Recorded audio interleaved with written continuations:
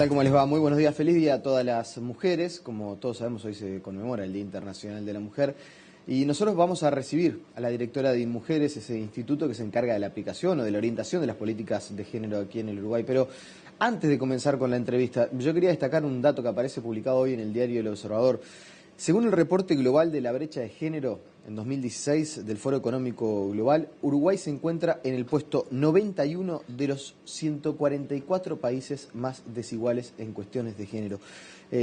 Por ejemplo, en lo que tiene que ver con igualdad salarial para un mismo trabajo, Uruguay quedó en la posición 112 de 144. En América Latina solamente Paraguay y Guatemala son más desiguales que Uruguay en cuestiones de género. Son datos simplemente que nos pueden introducir una realidad que muchas veces cuesta abarcar porque es tan amplia, tan abarcativa, involucra tantas aristas que cuesta enfocarlas. Mariela Mazzotti, ¿cómo le va? Buenos días, gracias por venir. Buen día, un gusto, un gusto. A ver, muchas veces se habla de la igualdad de género, Sí. pero cuando uno ve que en América Latina Uruguay, no sé, es más desigual que Bolivia, que Cuba, que Costa Rica, que Argentina, que Colombia, que Ecuador, que México, que Chile, que Venezuela, que Brasil, y apenas por encima de Paraguay y Guatemala, yo me imagino que también ustedes, del lugar que ocupa desde el Instituto de InMujeres, sentirán un poco de fastidio.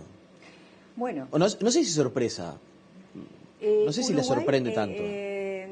Ocupa lugares distintos según los indicadores, Sí. ¿no? Estamos prácticamente por debajo de todos esos países que tú indicaste en relación a participación política. Es un país que tiene grandes avances en algunos asuntos, a pesar de las brechas salariales. En realidad el Uruguay está en una posición intermedia en el concierto de países latinoamericanos, con algunos reconocimientos, como por ejemplo a nivel de la formalización del trabajo, muy interesantes, indicadores muy importantes en relación a otros países. Pero en otras áreas estamos muy mal y no corresponde. No se entiende mucho como el Uruguay con un nivel tan importante de desarrollo, por ejemplo, de las políticas de seguridad y protección social. Tenemos de todas formas estas tasas de tanta desigualdad en la distribución del poder, y uno habla del poder público, del poder político, con esta inequidad a nivel de la participación política o de las mujeres en tomas de decisiones o en cargos gerenciales en empresas, y también en el poder, en el micropoder de los hogares, de la familia, donde sea toda la reproducción de la vida cotidiana, la reproducción de la alimentación, de la salud, de los cuidados y de los aprendizajes. Y ahí la violencia de género, bueno, Uruguay ocupa en este momento un índice muy grave en relación a femicidios. Usted ha dicho en anteriores entrevistas que la participación política de las mujeres en Uruguay es escandalosamente baja. Bueno, el Uruguay casi es el último país de América Latina en ese punto. ¿El último país de América Latina? Casi el último. Penúltimo. ¿Quién está por debajo? Brasil, o casi empataditos. Y cuando a nivel político, hoy, en el sistema legislativo se está discutiendo la ley de cuotas y no hay acuerdo. Y no hay acuerdo en el Partido Nacional, en el Partido Colorado, y tampoco en el Frente Amplio. Transversaliza todos los partidos. Exacto, no es un tema que distingue de orientación política, filosófica, no hay acuerdo. Están negociando desde hace meses el tema de la cuota política, de cómo la instrumentan, de ver si la hacen permanente, de 3 y 1, cómo hacer para que una mujer no se baje de una banca de la que fue electa y asuma un suplente que sea hombre, y no hay acuerdo. ¿Es una mala señal? Yo creo que es una señal de enorme preocupación, porque de hecho nosotras pensamos que lo más democrático, lo justo, lo que representa a la ciudadanía es la paridad. Entonces, cuando todavía estamos, como lo posible, en un análisis de cuota del 30%, bueno, es de preocupación. Es de preocupación porque es el punto medular de la distribución del poder. Y cuando nosotros decimos igualdad, también es igualdad en el ejercicio del poder.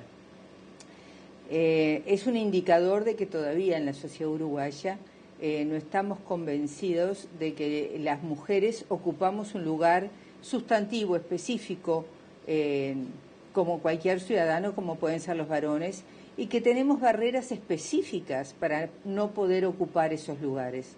La principal explicación que esto tiene que ver con la distribución de los roles que seguimos ocupando en la sociedad, que son roles muy tradicionales. El 56% más o menos de la población económicamente activa somos mujeres, los hombres son más del 70%. Ahí quiere decir que hay un grupo importante de mujeres que todavía podrían ingresar al mercado de trabajo, pero que tienen especiales dificultades de ingresar, de permanecer y de poder asumir roles de responsabilidad que van asociados con mayor dedicación horaria, con mayores niveles de tensión, y esto tiene mucho que ver en relación a los roles que ocupamos en la familia. Seguimos siendo las principales cuidadoras, las principales que nos ocupamos de las tareas internas de la familia, y esto resulta difícil luego para ocupar estos escaños de poder. Y cuando hay mujeres, por ejemplo, del sistema político, yo las he escuchado, que dicen, en realidad yo no estoy de acuerdo con la cuota paritaria, la cuota de género, porque considero que en el Parlamento tienen que estar los mejores, y si el mejor es hombre, que sea hombre, y si es mujer, que sea mujer, y esto de poner un cupo a la participación de mujeres, lo dicen mujeres inclusive legisladoras. Sí. Yo no estoy de acuerdo. Usted, como directora de Mujeres, y defendiendo esta postura que usted plantea, ¿qué respuesta da? Bueno, yo creo que como se conforman las listas en el Uruguay, no hay ninguna garantía de que ni mujeres ni hombres estén los mejores, sino que la participación política y el ocupar los primeros lugares en las listas está vinculado a un conjunto de factores que tienen que ver con finalmente cómo se da el debate y la ascendencia y la construcción de liderazgos, que tiene mucho que ver con el manejo del poder. Entonces, no siempre son los mejores. Las mujeres tenemos barreras específicas para ocupar esos lugares, y eso es lo que pensamos de generar escenarios de paridad. Luego, que estén los mejores, mujeres y varones. Y esto de que muchas veces se habla, no, porque el que tenga una mujer en la próxima fórmula presidencial, ahí está la llave. Es decir, pero es verdad que no muchos piensan en una mujer como candidata a presidente, ¿no? Todos hablan de una mujer integrando la fórmula como posible candidata a la vicepresidencia. ¿Eso también es una manera de discriminar? Bueno, nadie, lo que a mí me parece muy interesante es una encuesta que se dio a conocer, creo que a mediados del año pasado, o sobre fines del año pasado, donde la ciudadanía uruguaya veía con muy buenos ojos que el Uruguay postulara mujeres a la presidencia. Quiere decir de que la sociedad está más adelantada en relación a estos cambios de imágenes que los propios partidos políticos. Se supone que los partidos políticos deberían de representar un poco el sentir de la sociedad, y que las leyes recogen de alguna manera los avances que en la sociedad se están produciendo. Bueno, en la sociedad uruguaya hay expectativas de que se construyan, de que se promuevan los liderazgos de mujeres para que puedan estar ocupando también candidaturas presidenciales. Esto es lo que se está esperando. La construcción de los liderazgos nunca son unipersonales. El liderazgo es la expresión de alguna manera de un grupo, de un sector que promueve a determinada figura, ¿no? Siempre en el liderazgo hay alguien que se hace cargo de ser portavoz de ese conjunto de movimientos, de fuerzas a la interna de los partidos. Entonces sí, yo creo que sería bien interesante poder visualizar a las mujeres. En general, cuando se está buscando a alguien para un cargo, no se visualiza, esta mujer puede ser muy interesante. Y luego quizás alguien propone, hay un acuerdo de que surja y sorprende el desempeño de esa mujer. ¿Cree que la marcha de hoy va a ser importante, va a ser una señal fuerte? Yo creo que va a ser importante. A mí me fue resultando muy interesante cómo se fue dando el proceso. Quizás a comienzos de febrero uno diría, qué difícil proponer un paro de mujeres y sumarnos al paro mundial. Sin embargo, bueno, la Intersocial, el PIT-CNT fueron conjugando esfuerzos, y esto fue generando un movimiento más ciudadano, donde también es muy interesante cómo la institucionalidad pública escucha y reconoce esta movilización social, y creo que sí que va a ser una marcha muy significativa en el sentido de que la sociedad uruguaya también, sobre todo en relación a la violencia basada en género, pero yo diría que también en relación a los derechos sexuales y reproductivos, están planteando, se deben reconocer, respetar y garantizar los derechos, y hay una exigencia muy directa hacia nosotras, sobre todo quienes estamos a cargo de políticas vinculadas a la equidad de género, pero un reclamo al Estado en su conjunto. Claro, porque eso sucede también, ¿no?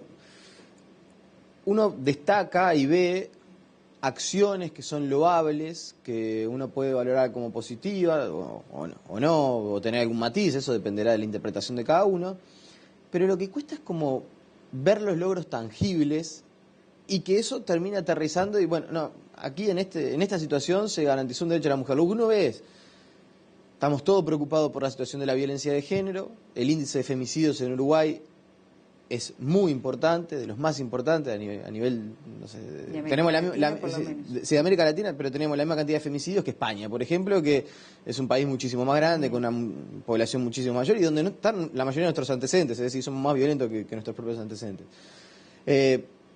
Sin embargo, bueno, cada 17 minutos leía, se recibe una llamada en el 0800 de mujeres de una denuncia por violencia doméstica. Cada 17 minutos, es decir, mientras dure esta entrevista, seguramente entre 1 y 2 llamadas van a caer de una mujer denunciando ser víctima de violencia. Sin embargo, uno habla con operadores del Poder Judicial y reconocen que no hay peritos para atender correctamente a las mujeres, para identificar cuando una denuncia es verdadera y cuando hay una falsa denuncia, que es todo un tema que preocupa. El tema de las tobilleras recién ahora se está extendiendo a todo el país, hasta este momento, desde hace años que está funcionando, pero funciona de manera parcial en algunos departamentos. Es decir, como que desde el discurso estamos todos convencidos de que es una problemática, pero desde las acciones nos cuesta. ¿Por qué? Yo discrepo con esa mirada. Me parece que tenemos que tener una mirada histórica. Pero no hemos puesto la prioridad. Al nivel presupuestario, por ejemplo, nunca se discute bueno, como... Yo estoy de acuerdo. Nunca nadie dice, no, miren, ¿saben qué? Vamos a tener que aprobar el tema de las tobilleras, porque no puede ser que si a una mujer le pegan en Artigas o en Tacuarembó... El tema de las tobilleras es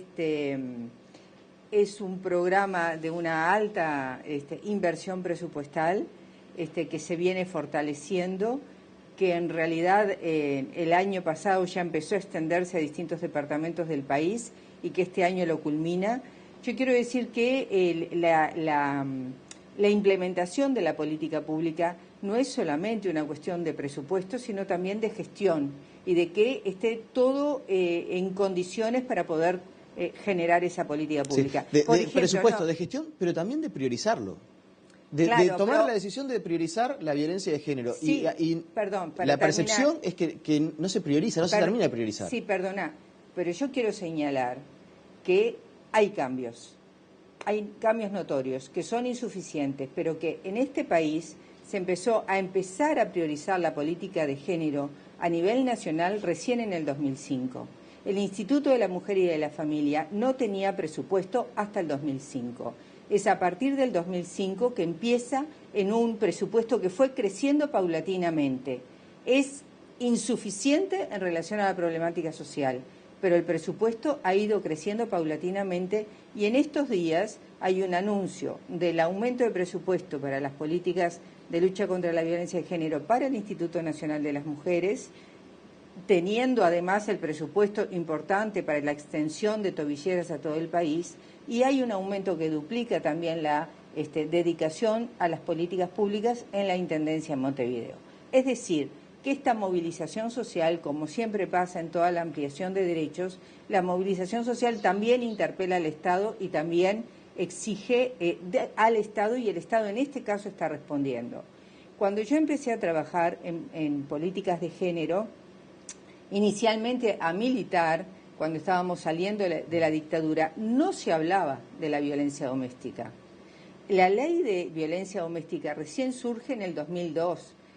Y ahí paulatinamente el Poder Judicial fue creando los juzgados especializados de familia. Ahora queremos una mejor actuación de la justicia. Tenemos presentado en el Parlamento una ley integral. Por supuesto que la respuesta del Estado, en su conjunto, de los tres poderes del Estado, quizás no acompañaron a la toma de conciencia de la sociedad. Y en eso estoy de acuerdo, y esa es la lucha que también tenemos dentro del Estado para que estas políticas sean más priorizadas. Lo que no es real es que no se hayan impulsado, que no hayan ido ganando más cuerpo y a lo largo de todo el Estado, porque también debemos decir, nos sigue preocupando la situación de las brechas salariales, pero el Uruguay fue el primer país que reconoció e impulsó la formalización del trabajo doméstico, antes que la propia OIT sacara. Entonces, han habido avances, son insuficientes, pero no neguemos que hay cambios. Claro, Mariela, nadie negó que había cambios. Lo que yo sí dije, y me parece que en la respuesta quedó implícito, que la conciencia social se anticipó bastante a las respuestas del Estado. Y que en el Estado es verdad que uno tiene que bregar, como se dice siempre, las necesidades son infinitas y los recursos son finitos, pero es verdad que al momento de priorizar no se ha acompañado de lo que es la demanda social por ni una menos, porque una mujer que sea víctima de violencia vaya a una comisaría de violencia de género y reciba una respuesta adecuada, que pueda haber la cantidad de peritos para tratar e identificar si una situación es de riesgo o no. Pasan situaciones como la del asesinato de esta muchacha Valeria Sosa, donde había una denuncia y nadie sabe por qué, el policía seguía teniendo un arma. Es decir, la respuesta del Estado, desde los tres poderes, legislativo, ejecutivo y también, obviamente, del Poder Judicial, no recoge el sentimiento de priorizar esta situación como existe en la sociedad. Y eso es, de alguna manera, innegable. Que también ha ido creciendo, porque han sido los grupos de mujeres y feministas que han colocado el tema sobre la mesa. Y también en la sociedad uruguaya nos cuesta muchas veces reconocer cómo vamos reproduciendo estos roles machistas, estos roles, digamos que en última instancia, posteriormente, generan la violencia. Entonces, el movimiento de ampliación de los derechos siempre surge de las luchas ciudadanas, no solo en el caso de los derechos de las mujeres, de los derechos de los trabajadores, ahora los derechos ambientales. Esto es así el proceso. Lo que yo quiero señalar es que implica un proceso que de alguna manera se va retroalimentando, que está bien señalar lo que nos falta, que todavía nos sigue costando, yo me sumo a eso, reconocer que es un elemento, la desigualdad un elemento de calidad de la democracia y que nos tiene que comprometer en primer lugar al Estado, pero acompañado de la sociedad, pero que también hay otras cosas que necesitamos cambiar en la vida cotidiana, en el deporte, en el fútbol, ¿no? El otro día leía que los jugadores de fútbol se están sumando a este rechazo a la violencia de género. Es bien importante. El fútbol, y en el baby fútbol vamos a firmar un convenio ahora a fines de marzo con ONFI, es una escuela. Quisiera que sea una escuela de igualdad, donde las niñas y los niños aprendan estos valores. Me quedan 2 o 3 minutos y hay algunas preguntas que no quiero dejar de hacer. Se habla del tema de dar la señal al tipificar el femicidio. Otro tema en el cual a nivel parlamentario tampoco hay acuerdo. Parece que están, ¿no? Desde el discurso están todos de acuerdo, pero en realidad no terminan de concretar ni siquiera la tipificación del femicidio como señal. El presidente de la Suprema Corte de Justicia, entrevistado hace algunas semanas acá, nos decía, bueno, sí, yo estoy de acuerdo con aumentar la pena, pero en realidad hay una incoherencia. Aquellos que nos dicen que para aumentar la pena a menores no sirve porque, bueno, aumentando la pena no se evita el delito, en este caso nos dicen sí de recorrer el camino de aumentar la pena para dar una señal. ¿No hay una incoherencia en ese sentido? Yo creo que no, creo que es un razonamiento, a mi gusto, que compara cosas que son incomparables porque no tiene nada que ver la situación de los jóvenes, de los menores, adolescentes, y cómo tratamos la problemática de la justicia penal adolescente. Y otra cosa muy diferente es trabajar con el tema de los mayores, cuando el homicidio está dirigido a la mujer por el solo hecho de ser mujer, cuando el homicidio hacia la mujer, muchas veces madres, ocurre frente a las niñas y los niños, y además nosotros estamos colocando frente a algo que ya está previsto en el Código Penal, que son los homicidios muy especialmente agravados. Ya está en nuestro Código Penal, ya existe la figura de homicidio muy especialmente agravado. Y ahí decimos, ahí hay que colocar al femicidio. No estamos creando una figura nueva en ese sentido. ¿Y qué pasa si es al revés? Que pasa mucho menos, pero alguna vez sucede. Una mujer que mata a su expareja. En realidad eso no hay casos que se releven, esto es así, no tenemos casos que se releven.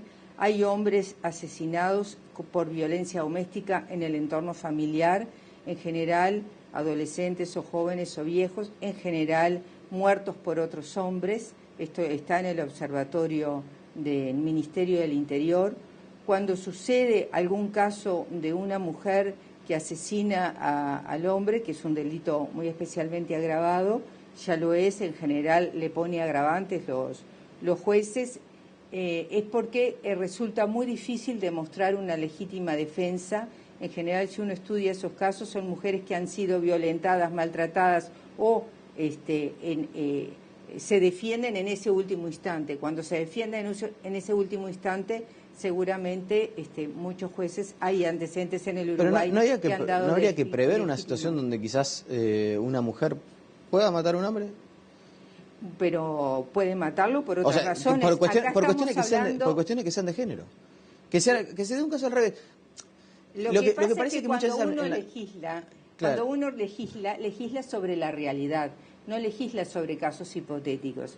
Y lo que nosotros tenemos en el Uruguay es lo que veníamos diciendo hace un rato. El Uruguay está en una situación de altísima gravedad en relación a los femicidios, ubicado como uno de los países que más femicidios tiene en relación a la proporción de su población, y eso es lo que la ley va a resolver, a mostrar, a poner sobre el tapete. La última, en 30 segundos. La ley integral de violencia de género que va a llevar, bueno, si el femicidio está trancado para que se apruebe, la ley de violencia de género va a llevar un tiempito más de discusión a nivel legislativo.